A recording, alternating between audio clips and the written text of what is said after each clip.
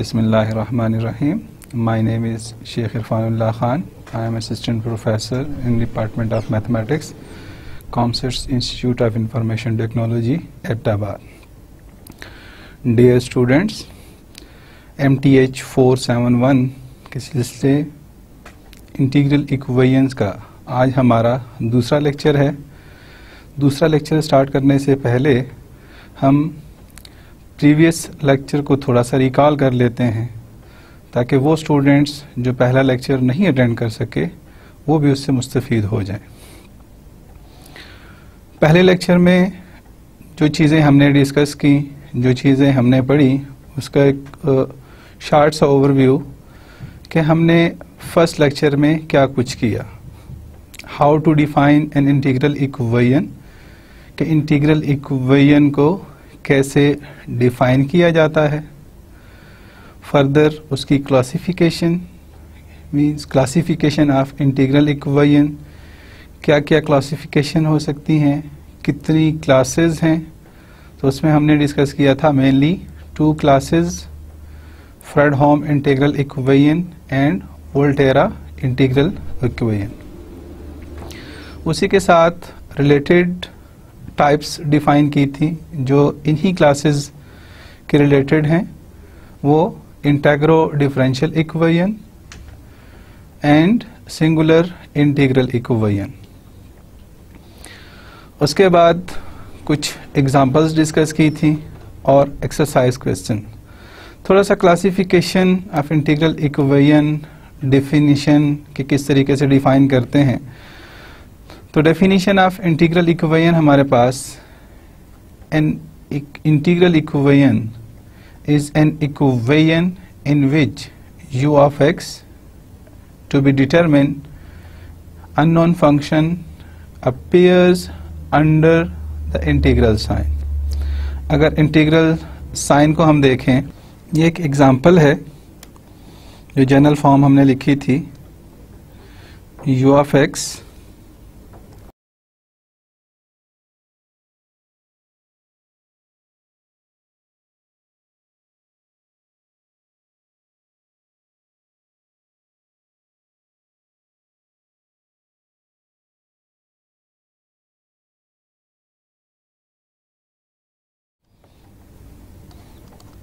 f of x plus alpha of x beta of x k of xt u of t dt। यहाँ से देखें हमें नज़र क्या आ रहा है कि u of t इसे हमने अननोन फंक्शन कहा और ये अपेयर हो रहा है इंटीग्रल साइन के अंदर। तो ऐसी इक्वेशन जो कि इंटीग्रल साइन के अंदर लिखी जाए अननोन फंक्शन, उसे हम इंटीग्रल इक्वेशन कहते हैं। क्लासिफिकेशन ऑफ इंटीग्रल इक्वेशन में हमने ये डिफाइन किया था कि इसकी मेन क्लासेस हमारे पास क्या थी, उनको हम लिख लेते हैं। Fredholm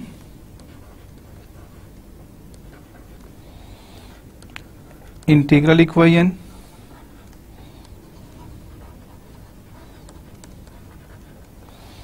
and second Volterra integral equation. ये दो मेन क्लासेस हैं जो हमने लास्ट लेक्चर में डिस्कस की थी। मेन क्लासेस और इनसे रिलेटेड क्लासेस हमने क्या पढ़ी थी, integro differential equation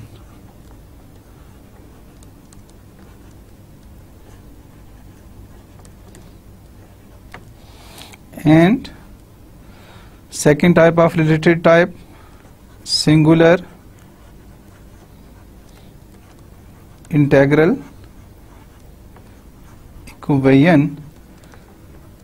integro differential equation को हमने किस तरीके से डिफाइन किया था, ऐसी इक्वेशन जिसमें अननोन फंक्शन ऑर्डिनरी डेरिवेटिव की फॉर्म में और इंटीग्रल साइन के अंदर अपीयर हो। अब उसकी एग्जांपल अगर हम देखें, वो एग्जांपल क्या बन जाएगी, u डैश ऑफ x,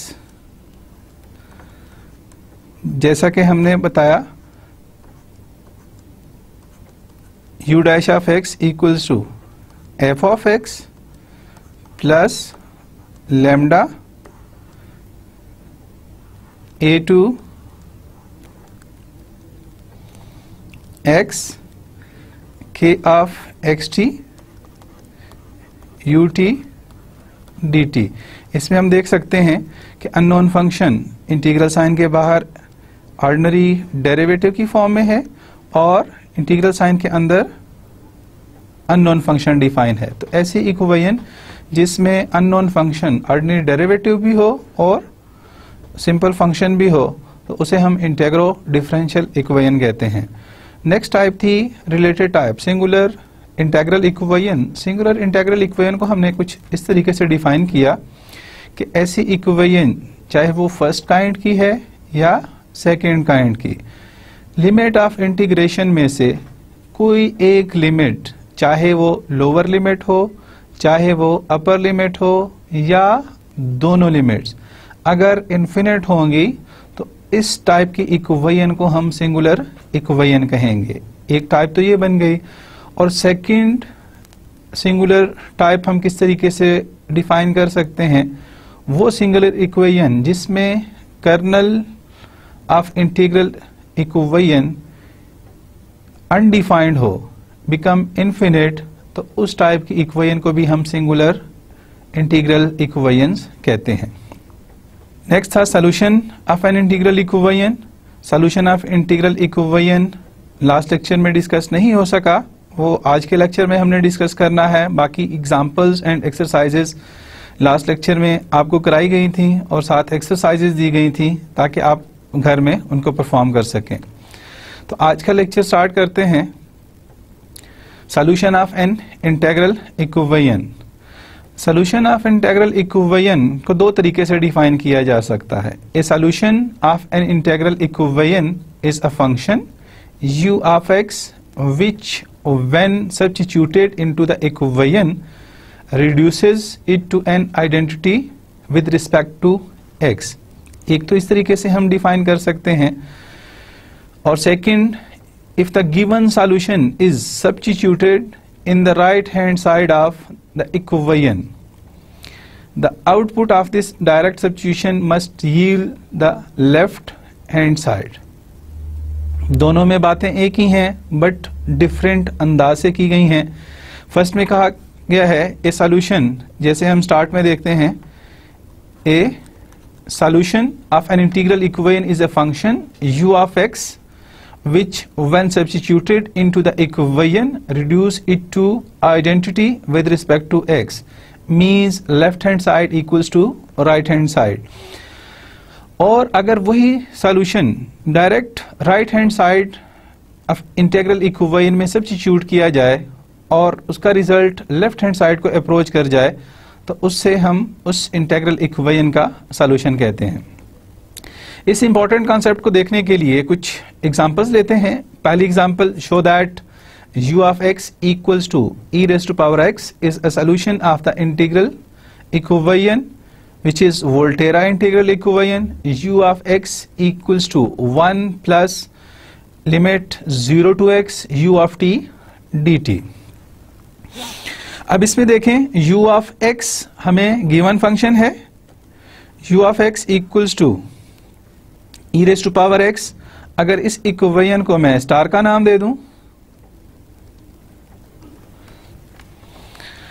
और इस इक्वेशन में डायरेक्ट वैल्यू सब्स्टिट्यूट कर दी जाए, u of x means right hand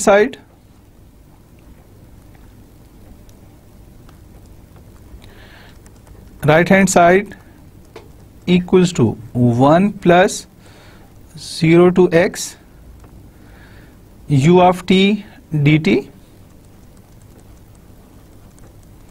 value substitute करें, 1 प्लस 0 टू x और u ऑफ t किसकी इक्वल है, e raise to power x d t. अब क्योंकि हमारे पास e raise to power x था और इंटीग्रल में हम विद रिस्पेक्ट टू टी लिख रहे हैं, तो ये इंटीग्रल क्या बन जाएगा, 1 प्लस 0 टू एक्स, क्योंकि x लिमिट पॉइंट है हमारे पास, e raise to power t d t. और अगर एक्सपोनेंशियल फंक्शन की हम इंटीग्रेशन लें, 1 प्लस वही इंटीग्रेशन दोबारा आ जाएगी, e raise to power t, limit apply कर देंगे 0 to x equals to 1 plus limit substitute करें, e raise to power x minus e raise to power 0 equals to 1 plus e raise to power x and anything raise to power 0 equals to 1 minus 1 से 1 cancel equals to e raise to power x, और e raise to power x हमारे पास क्या था, जो solution हमने लिया था, equals two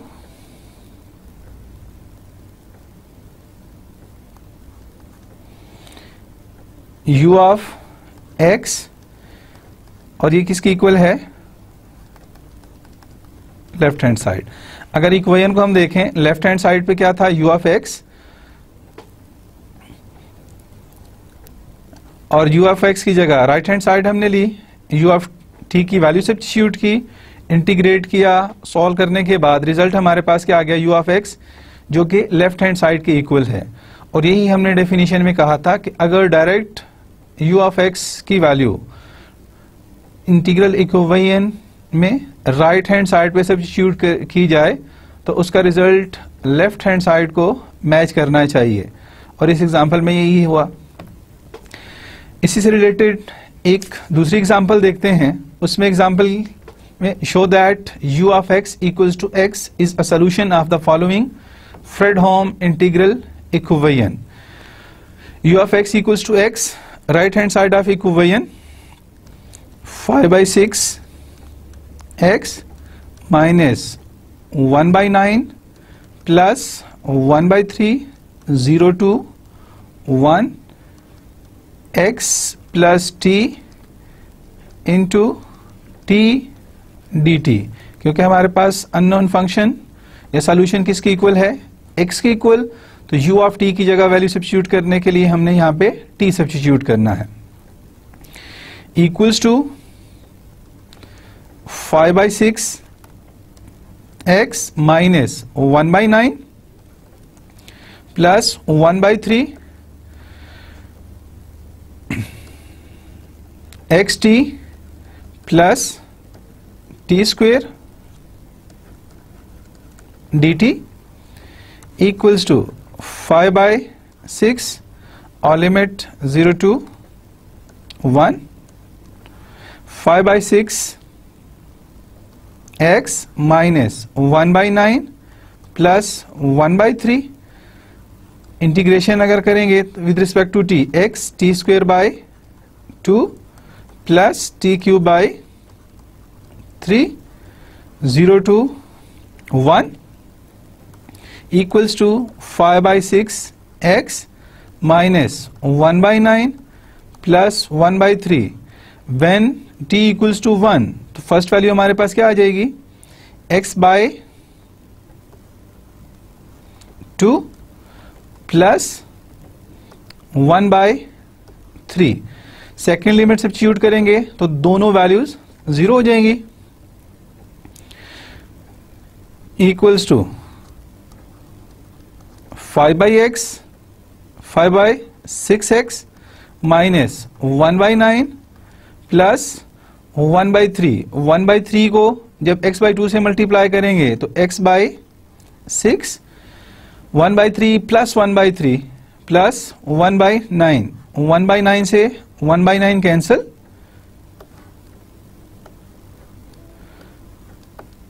equals to 5/6 x plus 1/6, अगर स्टैंडर्ड फॉर्म में लिखें, equals to 6/6 x which is equal to x, और x हमारे पास क्या था, u ऑफ x, इसे हम लिख सकते हैं लेफ्ट हैंड उम्मीद है सॉल्यूशन ऑफ इंटीग्रल इक्वेशन के बारे में आपको आइडिया हो गया होगा कि किस तरीके से हम किसी इंटीग्रल इक्वेशन का सॉल्यूशन कैलकुलेट करते हैं।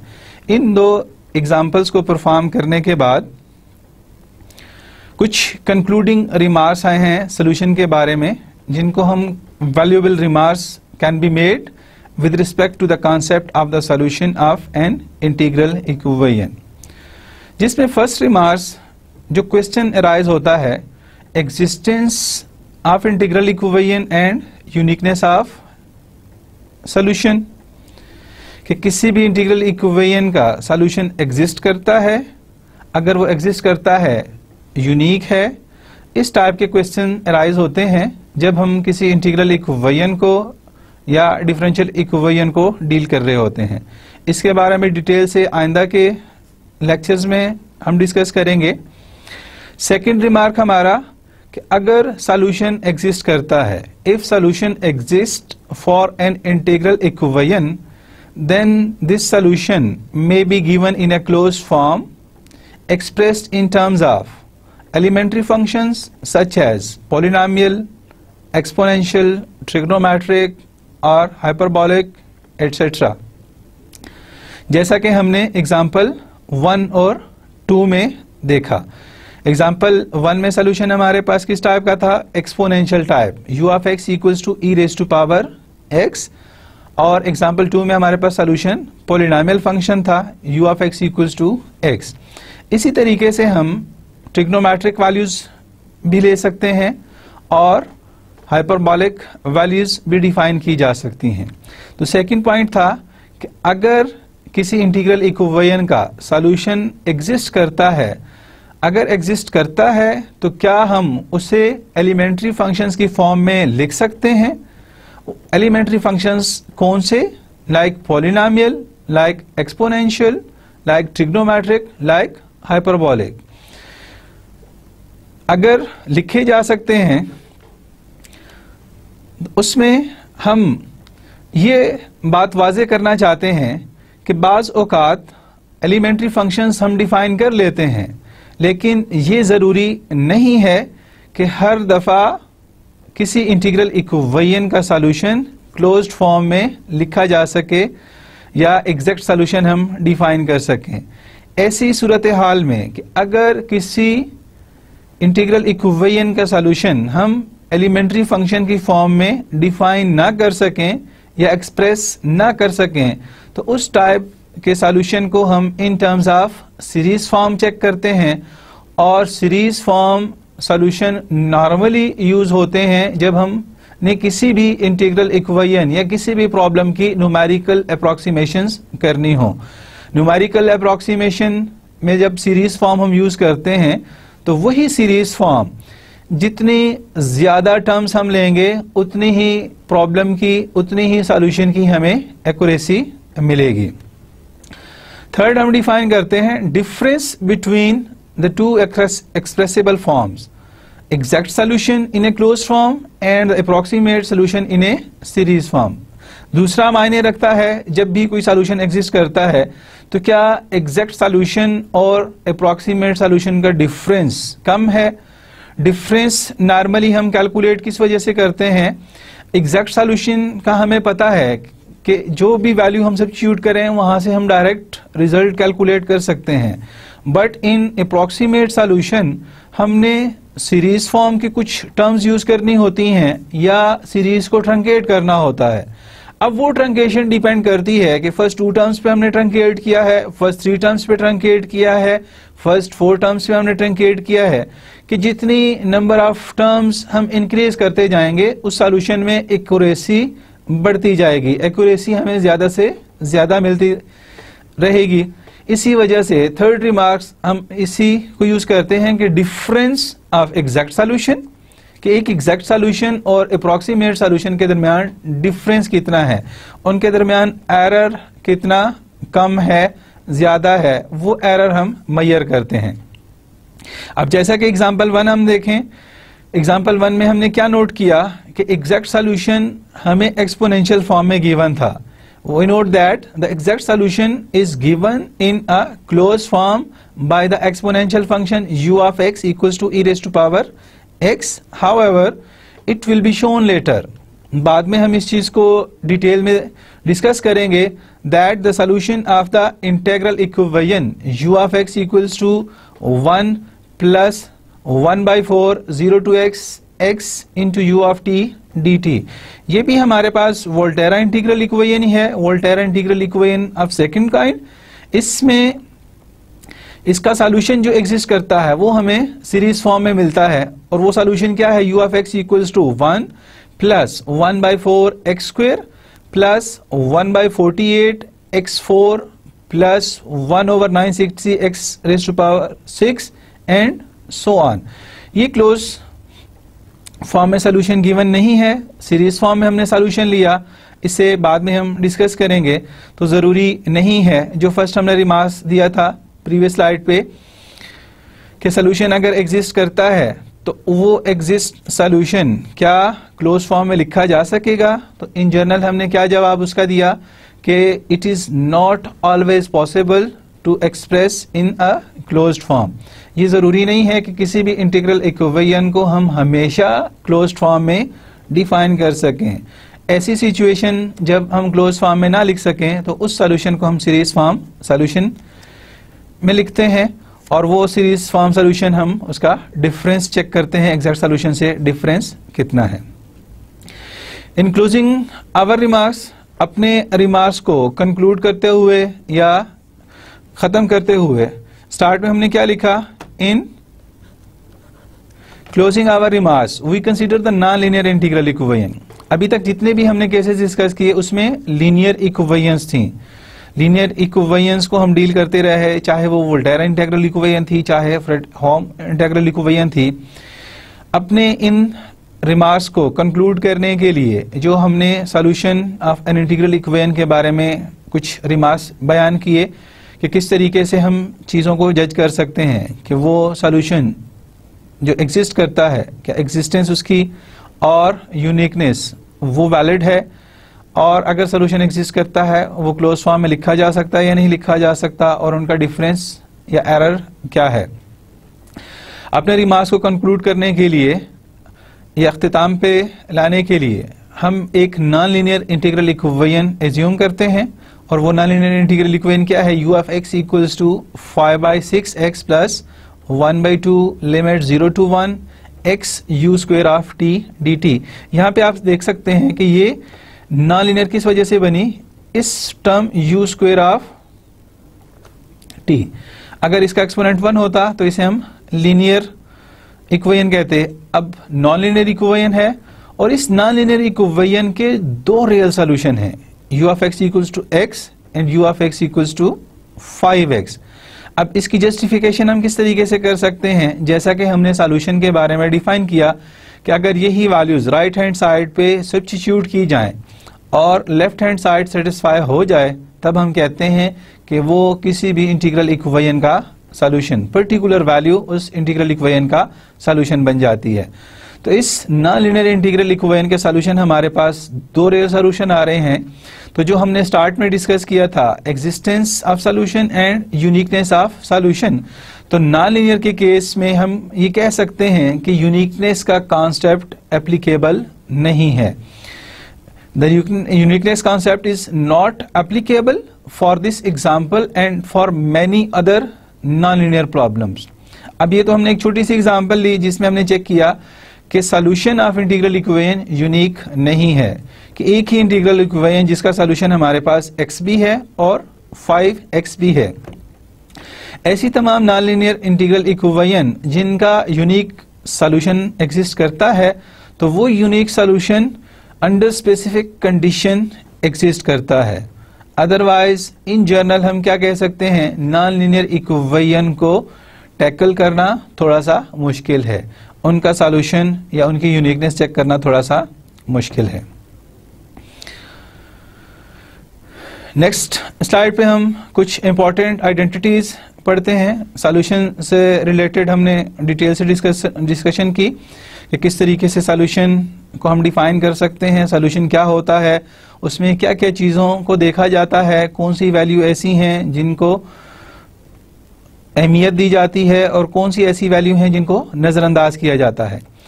तो उसी सॉल्यूशन के हवाले से या डिफरेंट टेक्निक्स या डिफरेंट मेथड्स डेवलप करने से पहले कुछ बेसिक रूल्स हैं, कुछ बेसिक प्रॉपर्टीज़ हैं, कुछ बेसिक थ्योरम्स हैं जिनको हम आज के लेक्चर में डिस्कस करेंगे, जिनका काफ़ी यूज़ होगा आइंदा के लेक्चर्स में।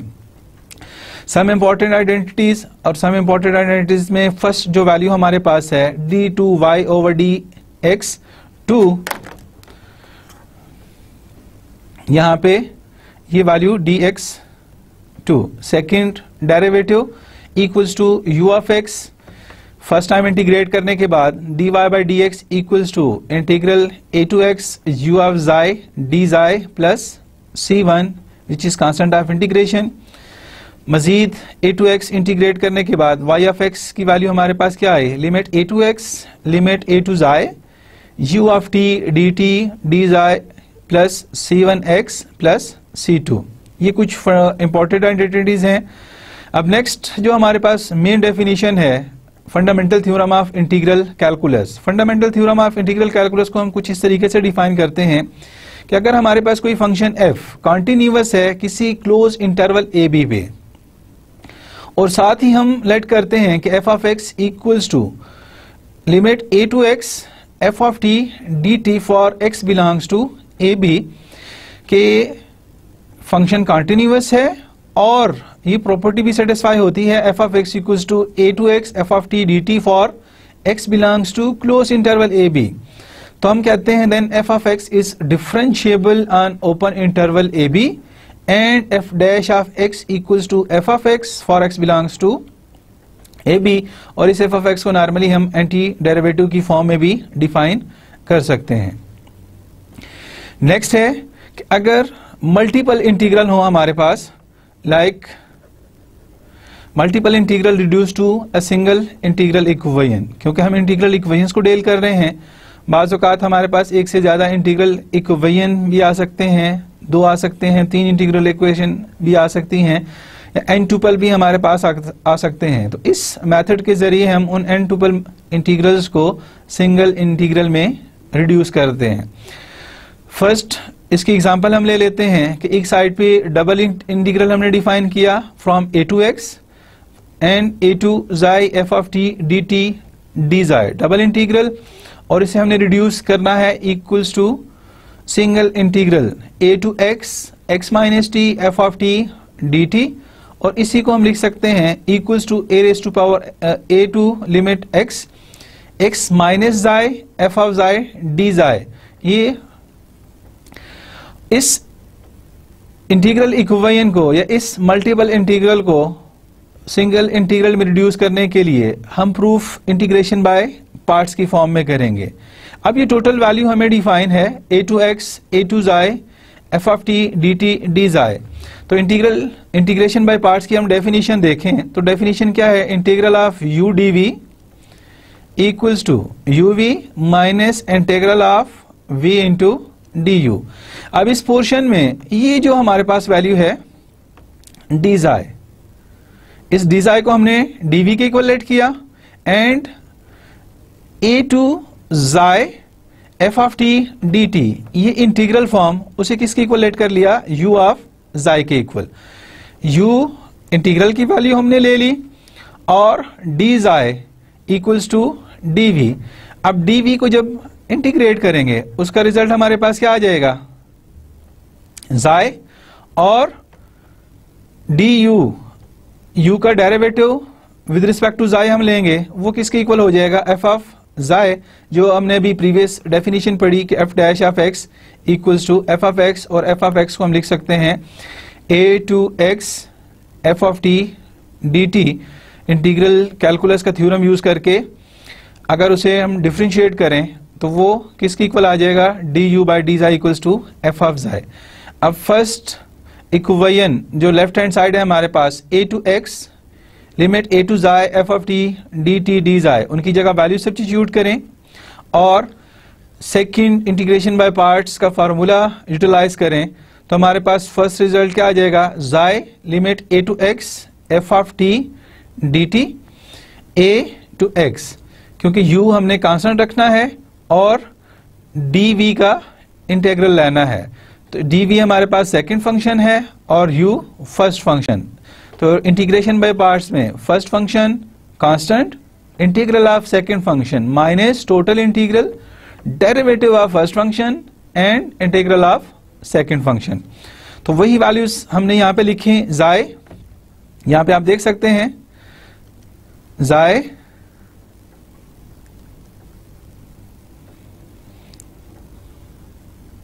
ए जाय ऑफ टी डी टी और उसकी limit a to x minus जाय dv का इंटीग्रल f ऑफ जाय।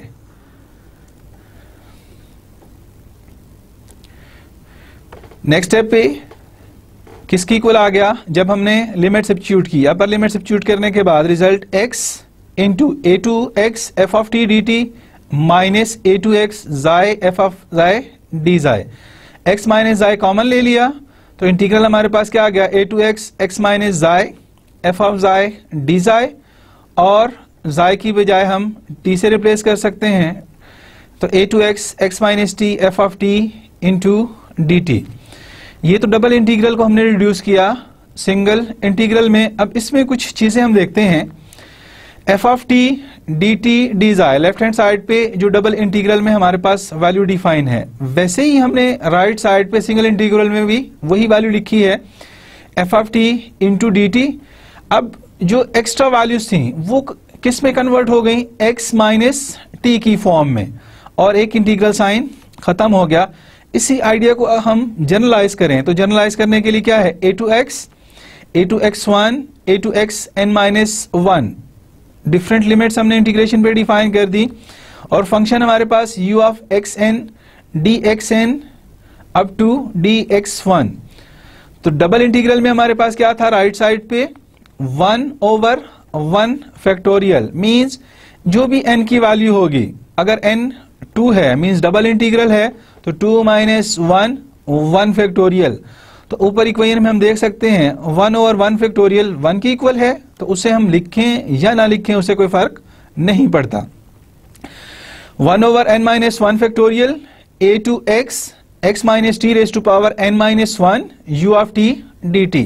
अब इसी इक्वेशन का प्रीवियस इक्वेशन से या अबव इक्वेशन से हम कंपैरिजन करें, जब डबल इंटीग्रल को हमने रिड्यूस किया सिंगल इंटीग्रल में तो उसमें वही हुआ 1/n माइनस 1 फैक्टोरियल, n की वैल्यू 2 थी, डबल इंटीग्रल 2 माइनस 1 फैक्टोरियल, और x minus t raise to power n minus 1। जब उस एक्सपोनेंट में भी हमने 2 माइनस 1 सब्स्टिट्यूट किया तो वो रिजल्ट भी 1 की इक्वल आया। इसी से रिलेटेड हम एग्जाम्पल चेक करते हैं। एग्जाम्पल, अब एग्जाम्पल क्या है हमारे पास, convert the following quadruple integral I of x equals to 0 to x 0 to x 0 to x 0 to x u of t dt dt dt and dt। तो इसे हम इंटीग्रेशन को किस तरीके से डिफाइन करेंगे। जनरल फॉर्म में हमने देखा कि हमारे पास इस टाइप के इंटीग्रल्स थे, 0 to x 0 to x1 0 to x2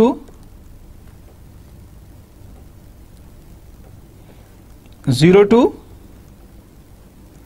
x n minus 1 u of x n dxn dxn minus 1 and so on dx1। तो उसे हमने रिड्यूस किस फॉर्म में किया था, 1 ओवर n माइनस 1 के नंबर ऑफ इंटीग्रल्स n है, तो राइट साइड पे 1 over n minus 1 factorial integral 0 to x minus t raise to power n minus 1 u of t dt। तो अब इसमें देखें हमारे पास इंटीग्रल इस एग्जांपल में कितने डिफाइन हैं, 4 इंटीग्रल्स हैं। तो 4 इंटीग्रल्स को जब मैं राइट साइड पे सिंगल इंटीग्रल में कन्वर्ट करूंगा या रिड्यूस करूंगा तो जनरल फॉर्म के मुताबिक हमारे पास ये रिजल्ट किसके इक्वल आ जाएगा, 0 to x 0 to x, 0 to x, u of t, dt, dt, dt and dt by general form 1 over total integral 4 है, 4 minus 1 factorial integral 0 to x, x minus t raised to power 4 minus 1 u of t dt, और compact form इसकी क्या बन जाएगी, या final form 1 over 3 factorial 0 to x, x minus t raised to power 3 u of t dt। तो इस तरीके से हम मल्टीपल इंटीग्रल्स को सिंगल इंटीग्रल में रिड्यूस कर सकते हैं।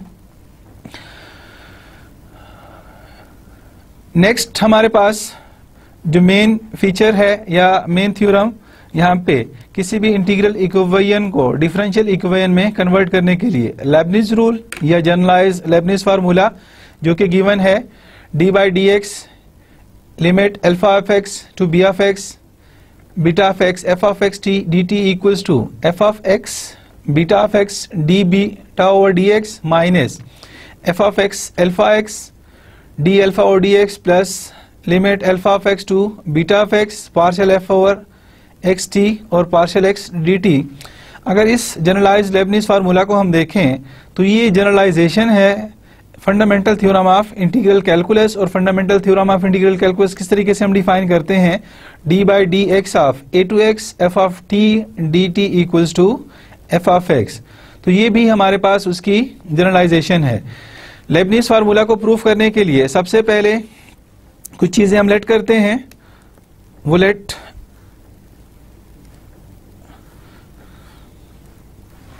फंक्शन हम डिफाइन करेंगे f of phi of x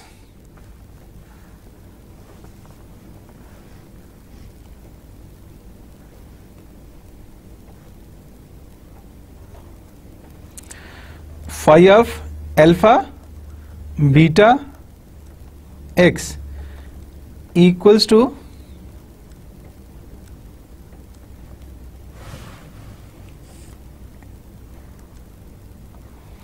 alpha of x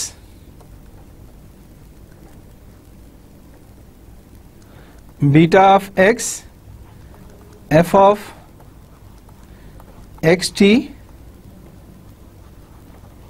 dt, और साथ इसके हमने कंसीडर क्या करना है, partial f over partial t x t equals to f of x t. तो phi of alpha beta x जो कि फंक्शन अल्फा बीटा और एक्स का है, उसे हमने किसके इक्वल कंसीडर किया, limit alpha of x to beta of x f of x t d t. और अगर हम इंटीग्रल या जनरलाइज लेबनिज फॉर्म में देखें लेफ्ट हैंड साइड, तो लेफ्ट हैंड साइड में डेरिवेटिव ऑफ दिस फंक्शन हम कैलकुलेट कर रहे हैं। तो इसके मीनिंग्स क्या बन जाएंगे, d by d x of phi of x, ये हमने कैलकुलेट करना है, where phi equals to phi of alpha beta and x. तो d phi by d x हमारे पास किसके इक्वल हो जाएगा, d phi by d x equals to using chain rule. यहाँ पे हम चेन रूल अप्लाई करेंगे क्योंकि phi function of alpha, phi function of beta and phi function of x है। तो partial phi over partial x plus, जब with respect to beta हम partial phi by partial beta into d beta by d x plus partial phi by partial alpha d alpha over d x. क्योंकि alpha single variable है function of x, तो उसे हम ordinary derivative की form में define करते हैं। First partial phi by partial x किसकी इक्वल हो जाएगा, partial by partial x alpha of x beta of x f of x t d t जिसे हम लिख सकते हैं कंटिन्यूटी की वजह से alpha of x beta of x partial f over partial x x t d t. Next जो हमारे पास एग्जांपल है partial phi over partial beta.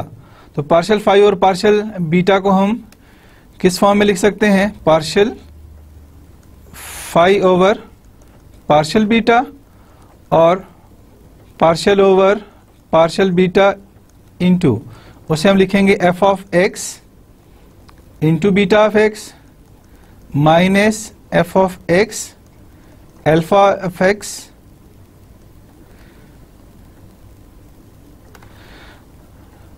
With respect to beta जब डिफरेंशिएट करेंगे partial f over partial beta x beta of x minus partial f over partial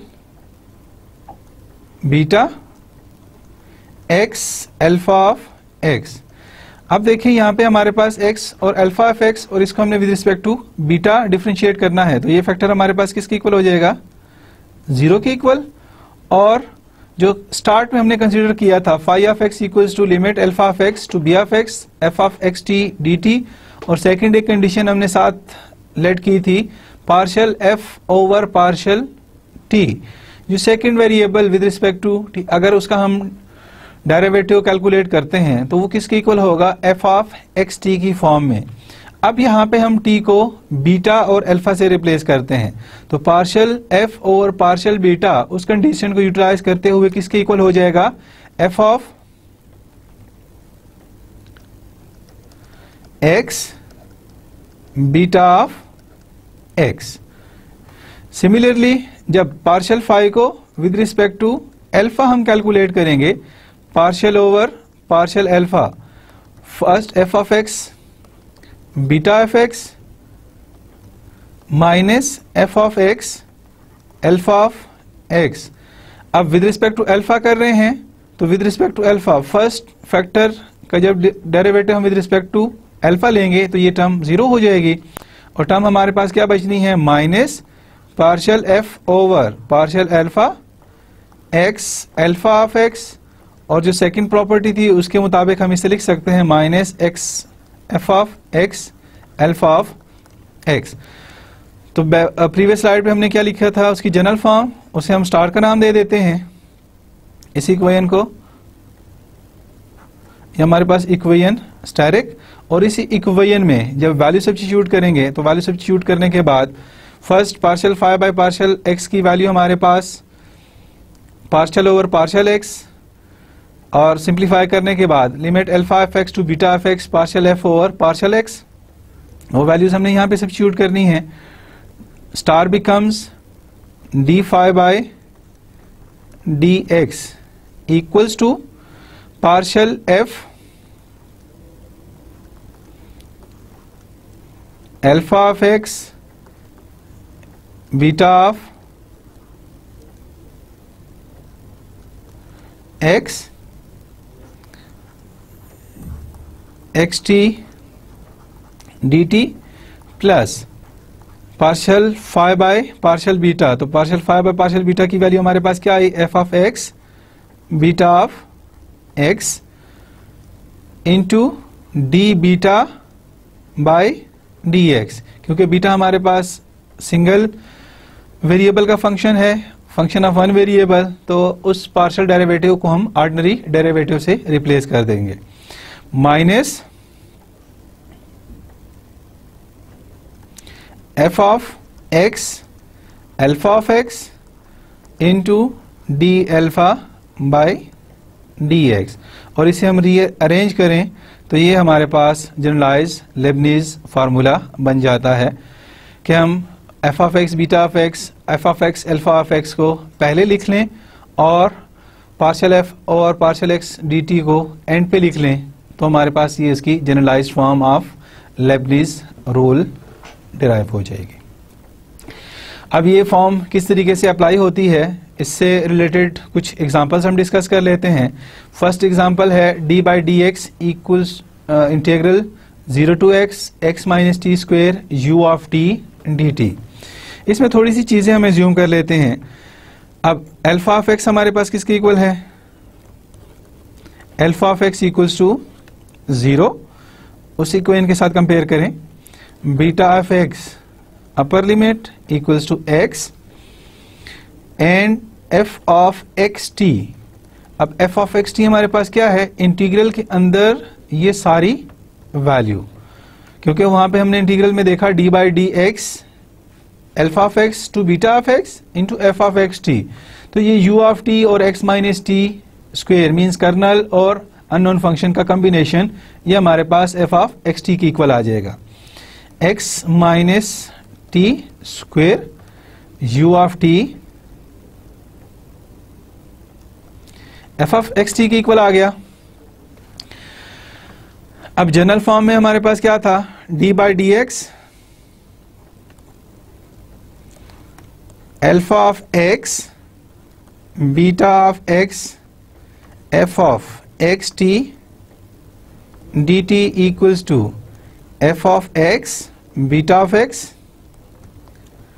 into d beta by dx minus f of x alpha of x d alpha by dx plus alpha of x to beta of x partial f over partial x x t d t. अब यहां पे देखें alpha of x की value हमारे पास क्या है? 0। इसका derivative with respect to x अगर मैं कैलकुलेट करूं तो वो रिजल्ट क्या आ जाएगा? वो भी 0। Implies d alpha over d x 0 since alpha of x equals to 0 and d beta by d x equals to 1 because alpha beta of x equals to x. Identity function and derivative of identity function equals to 1. Next, partial f over partial x. तो partial f over partial x chain rule apply करेंगे। partial f over partial x equals to 2 into x minus t 2 minus 1 u of t।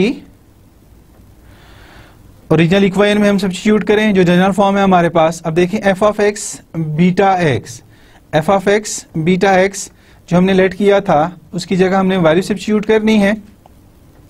वो value क्या हो जाएगी? x minus t square u of t dt। अब beta of x की जगह हमने x, तो जनरल फॉर्म हमारे पास f of x beta of x f of x beta of x। अगर ओरिजिनल फॉर्म को मैं देखूं तो वो फॉर्म मेरे पास क्या बन जाएगी? x minus beta of x square u of t dt। अब जब बीटा ऑफ x को हम x सब्स्टिट्यूट करेंगे तो x माइनस x 0, ये सारी टर्म 0 होगी फर्स्ट टर्म।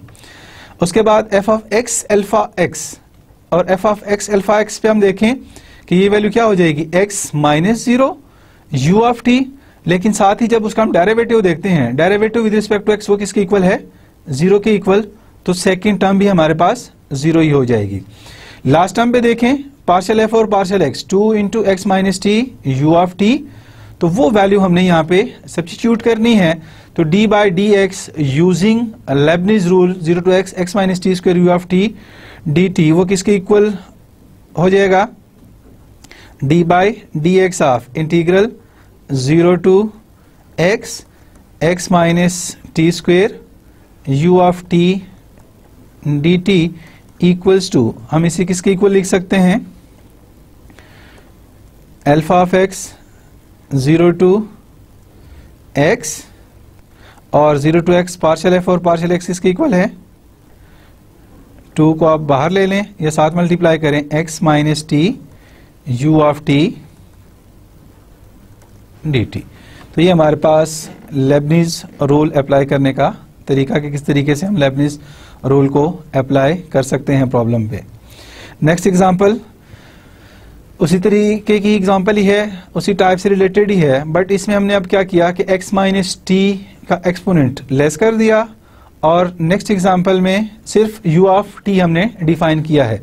अब इसी को हम जनरल फॉर्म के साथ अगर कंपेयर करें तो ये फॉर्म क्या बन जाएगी, वही general form d by d x alpha of x equals to first case में, जब इस केस को हम डिस्कस करते हैं d by d x into 0 to x x minus t u of t dt, तो अल्फा ऑफ x की value हमारे पास आ गई 0, beta of x equals to x, d alpha by d x equals to again 0 and d beta by d x equals to 1, और f of x की value हमारे पास क्या है, f of x t equals to x minus t u of t dt with respect to x। जब इसका partial derivative लेंगे partial f over partial x equals to, तो x माइनस टी इसका derivative with respect to x, क्योंकि u of t constant है तो 1 u of t, यहाँ पे u dt साथ फंक्शन के शामिल नहीं करना। पार्शियल f और partial x equals to u of t। General form में सब्स्टिट्यूट करें तो बीटा ऑफ x सब्स्टिट्यूट करने से x minus x t, x minus x 0, और d alpha by d x substitute करने से तो फर्स्ट टर्म भी 0 एंड सेकेंड टर्म भी 0।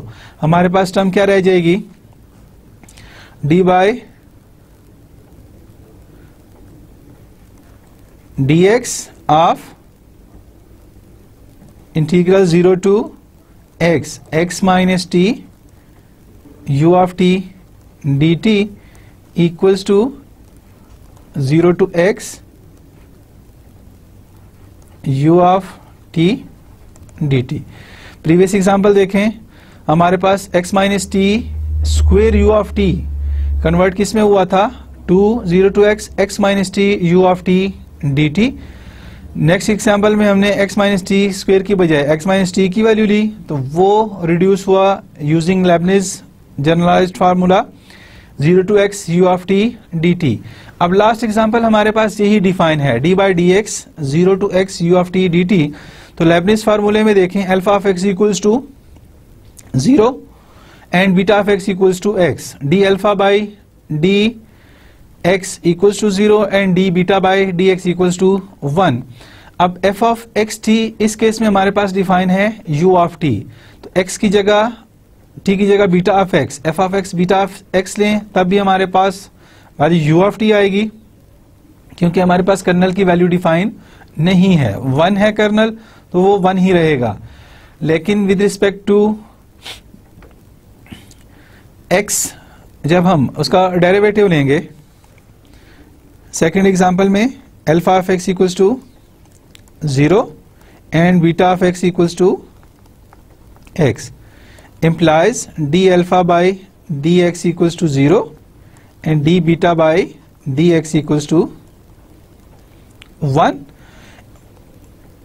f of x t वो क्या डिफाइन है यहाँ पे हमें, equals to 1 into u of t। 1 किसके लिए डिफाइन किया, कर्नल के लिए डिफाइन किया, जो हम कर्नल ऑफ t या डिफरेंस ऑफ कर्नल डिफाइन करते हैं, partial f over partial x। तो ये हमारे पास किसके इक्वल आ जाएगा, u of partial f with respect to t, हमने इसका डेरिवेटिव लेना है तो यहाँ पे कांस्टेंट टर्म है तो इसका डेरिवेटिव 0। जनरल फॉर्म में वैल्यू सब्स्टिट्यूट करें, d by d x of integral 0 to x u of t dt। अब देखें कर्नल हमारे पास या kernel difference u of t dt equals to f of x beta of x, kernel क्योंकि 1 की equal है तो फर्स्ट वैल्यू हमारे पास आ जाएगी u ऑफ x, और अल्फा का derivative with respect to x 0 की इक्वल है, वो टर्म भी 0 एंड पार्शियल f और पार्शियल x 0, तो हमारे पास ये रिजल्ट किस फॉर्म में कन्वर्ट हो जाएगा, d by d x 0 to x u of t dt equals to u of x। आखिर में इस लेक्चर को थोड़ा सा समराइज कर लेते हैं। तो समरी उसकी, फर्स्ट हमने क्या डिफाइन किया, solution of N integral equation, के इंटीग्रल इक्वेशन का सोल्यूशन क्या होता है। उसमें हमने ये डिफाइन किया कि इंटीग्रल इक्वेशन का सोल्यूशन एक ऐसा फंक्शन है जिसे हम उस इंटीग्रल इक्वेशन में सब्स्टिट्यूट करें तो रिजल्ट हमें आइडेंटिटी की फॉर्म में मिले, और identity with respect to x, क्योंकि फंक्शन ऑफ x भी है फंक्शन ऑफ t भी है, तो identity with respect to x की फॉर्म में हमें मिलनी चाहिए। उसकी अल्टरनेट डेफिनेशन हमने ये की थी कि अगर किसी इंटीग्रल इक्वेशन का फंक्शन एग्जिस्ट करता है तो उसको हम उसका सोल्यूशन तब कहेंगे जब right hand side of integral equation में वो सोल्यूशन सब्स्टिट्यूट कर दिया जाए और उसका रिजल्ट लेफ्ट हैंड साइड को अप्रोच कर जाए तो वो भी उसका सोल्यूशन कहलाता है। उसके बाद सोल्यूशन से रिलेटेड हमने कुछ रिमार्क्स पेश किए। वो कुछ वैल्यूएबल रिमार्क्स क्या थे कि उसकी एग्जिस्टेंस, सोल्यूशन की यूनिकनेस किस तरीके से हमने चेक करनी है। उसके अलावा क्या अगर सोल्यूशन एग्जिस्ट करता है तो उसे हम एक्सप्रेस कर सकते हैं क्लोज फॉर्म में, एग्जैक्ट सोल्यूशन की फॉर्म में या नहीं, तो उसमें हमने ये कंक्लूड किया था कि इन जनरल वो पॉसिबल नहीं है। और दोनों का डिफरेंस एरर चेक करने के लिए और कंक्लूडिंग रिमार्क्स में हमने ये कहा था कि अगर नॉन लीनियर इक्वेशंस ले ली जाएं तो उनका सोल्यूशन एक से ज्यादा भी हमारे पास आ सकता है। जैसे कि हमने एग्जांपल में चेक किया था, नॉन लीनियर इक्वेशन लेके उसके दो डिफरेंट सोल्यूशन आए थे रियल, तो यूनिकनेस वहां पे डिस्टर्ब हो गई थी। Uniqueness of non linear equation तब जस्टिफाई होती है जब हम कुछ स्पेसिफिक कंडीशंस डिफाइन कर दें। उसके अलावा इन जनरल नॉन लीनियर इक्वेशन को टैकल करना थोड़ा सा मुश्किल होता है। उसके बाद कुछ इंपॉर्टेंट आइडेंटिटीज पढ़ी। इंपॉर्टेंट आइडेंटिटी के साथ हमने कुछ थ्योरम्स डिस्कस किए। थ्योरम्स इस फॉर्म में थे कि किस तरीके से मल्टीपल इंटीग्रल को सिंगल इंटीग्रल में रिड्यूस किया जा सकता है, और derivative of integral via generalised Leibniz formula किस तरीके से हम कैलकुलेट करते हैं, उनसे रिलेटेड उनके प्रूफ थे, एग्जांपल्स थी उन रिलेटेड थ्योरम से। नेक्स्ट जो हमारा था conversion of Volterra integral equation, वो कंबाइन नहीं हो सका due to shortage of time. वो इंशाल्लाह हम नेक्स्ट लेक्चर में डिस्कस करेंगे। तब तक अल्लाह आपका हामी हो, नासिर हो। ओके, अल्लाह हाफिज।